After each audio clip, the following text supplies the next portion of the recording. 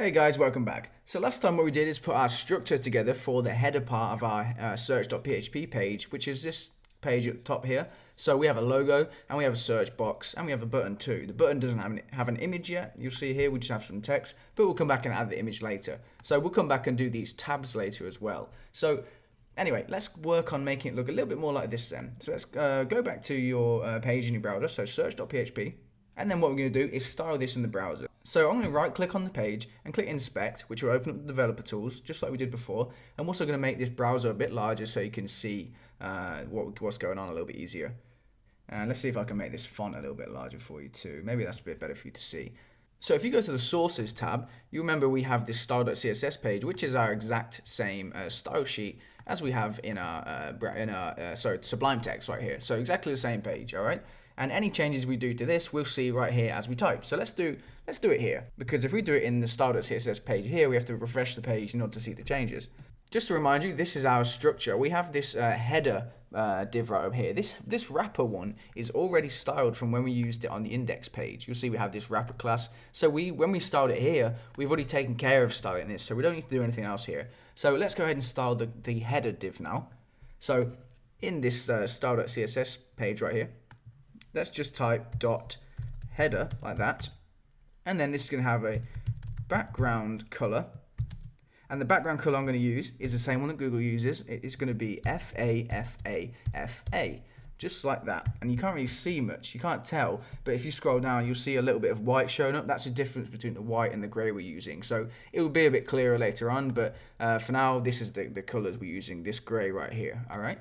And then what we also want to do is add a border to this, but only on the bottom, because if you look here, we have this sort of border along the bottom, so we want to do that as well. So underneath background color, I'm just going to write border dash bottom like that, and the border bottom is going to be 1 pixel wide. It's going to be a solid line, and the color is going to be EB. And I'm sure you're tired of me saying, but this is again from Google. So you'll see if I scroll up so you can see it, you can see we have this gray border at the bottom. Great. What I'm also going to do though now is jump ahead and just style this image, because it's it's taking up too much space. So this image is being styled by the logo container that we did here. If I go to Elements tab and go and find that image, you'll see on the right we have this style being applied to it, and this is what we used. This is the style we wrote when we did the index page. Okay, so it's reusing the same style because we gave it the same class. So it's going to take 100% width of whatever the container size is. So what we can do is underneath header right there, we can just say header content and then dot logo container.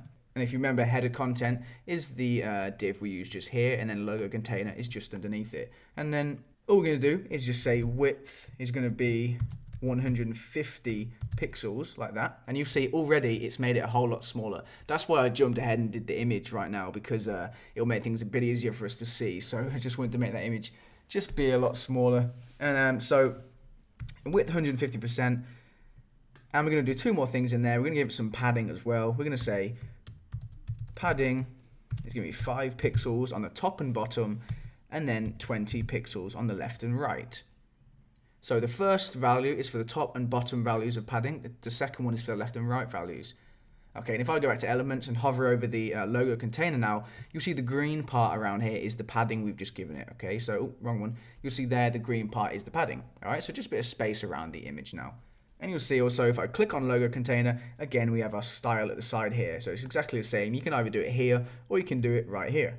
So just to finish off, we're going to click on here and just give it one more line of style. And then we're going to say box sizing is going to be border box. And for those who don't remember, what box sizing means is when it calculates the width, it will take into account the padding as well and include that in the width calculation. Okay, and that's it for that. So what we're going to do is go back to style.css and let's copy all of this. Like I said before, you can copy the new changes we did, or if you want, you can just copy the whole style sheet and go back to style.css and just paste it all over the top. Okay, that's fine too, doesn't matter.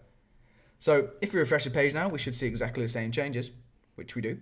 So like I said, we just jumped ahead and made this logo a bit smaller so that we could actually see things a bit better. We're going to do one more thing between here now, just underneath the header part right here. We're going to do one more bit of style, wrapper, and then it's going to be header content like that. Header content. So wrapper, header content. All we're going to do is say display flex like this. So wrapper, and we're doing this header content part right here. Okay, and you can, like I said before, you can carry on the styling here if you want, or go back to the sources tab and do it there. But there's one more line we're going to do, and that's just align items is going to be center. So if I show you what that's just done, if I uncheck this, you'll see it goes back to the top right now.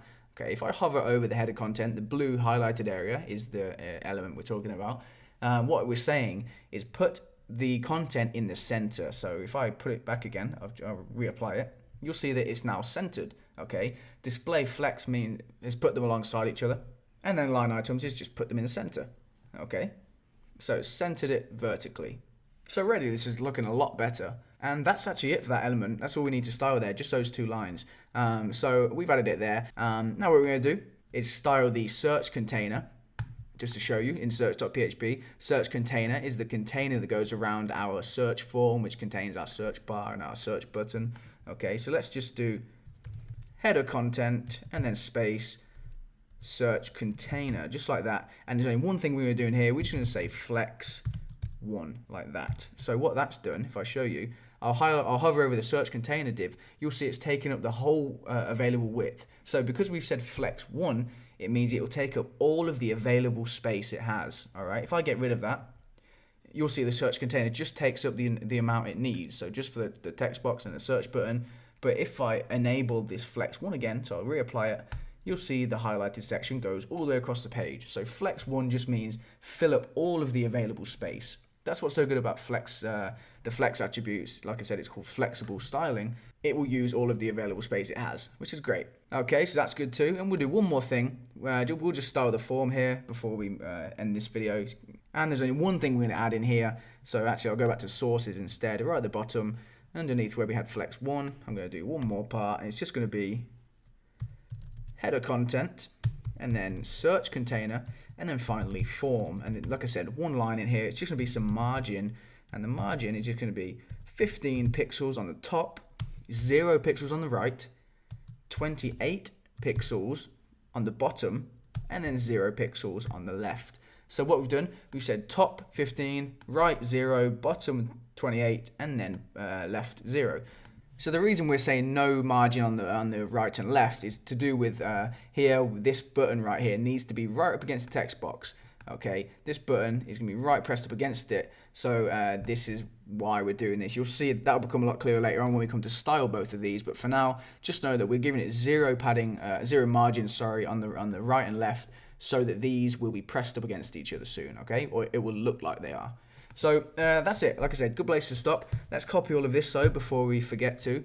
Go back to our style.css and just paste it all in there. Save it, because I've forgotten many times, like I said before, if you don't save it and you refresh the page, you lose everything you just done and you have to type it out again. So already this is looking a lot better, I would say.